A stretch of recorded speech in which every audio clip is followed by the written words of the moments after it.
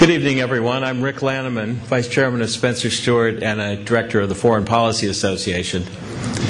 It is my distinct privilege this evening to introduce our special guest, Sir John Soares. Sir John is the current President of the United Nations Security Council and the United Kingdom's permanent representative to the United Nations. He's been in this post since August of last year. Before he became the United Kingdom's permanent UN representative, he was the political director of the UK Foreign and Commonwealth Office, and in this post, which he held from 2003 to 2007, he advised the Foreign Secretary on political and security issues worldwide and negotiated on behalf of the Foreign Secretary with international partners in the G8, the European Union, and the United Nations. He was closely involved in policy issues related to Iran, Iraq, Afghanistan, and the Balkans. And from 2001 to 2003, he was the ambassador to Egypt.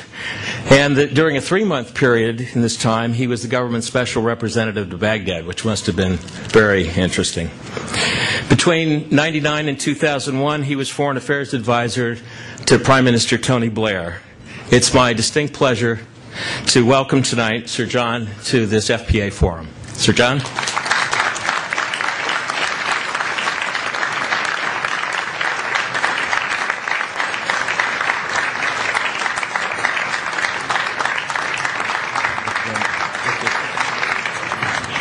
Well, thank you very much, and thank you to Noel for inviting me here tonight.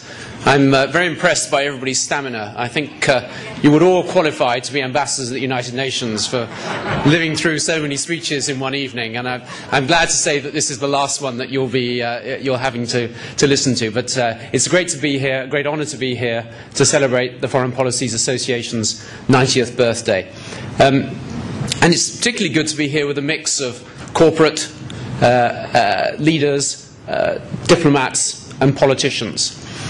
Some corporate people have difficulty distinguishing diplomats from politicians. We had a story in my country. There was a man who went for a country walk in the south of England on a rather sort of murky day, when out of the sky descended a hot air balloon. And a man in a basket shouted down and said, "I'm sorry, I'm lost. Where am I?" And the man on the ground says, "You're suspended about 50 feet above the English countryside with, in a basket below a hot air balloon." And the man in the balloon said, "Are you a diplomat?" He said, "Well, yes, why? How do you know?" He said, "Well, your answer was perfectly polite, factually correct, and completely useless. And I'm still lost." And the man on the ground says, "Are you a politician by any chance?" And the man in the basket said, "Well, how do you know?" "Yes, I am, as a matter of fact." He says, "Because you've got your head in the clouds, you've no idea where you're going, and now you're trying to blame it on me."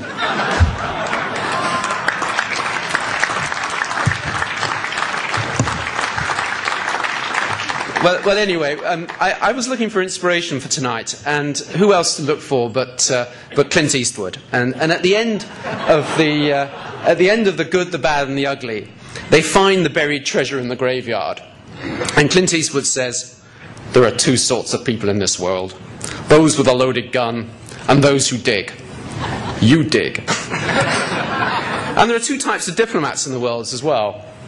There are those who sit in pleasant ministries or international organizations, writing the rules, deciding the policies, and those who are sent out onto the streets to apply those rules to real life. And I've been lucky enough to do both. I've helped write the rules of global order in London, in Washington, in Brussels, and now in New York. And I've also been out on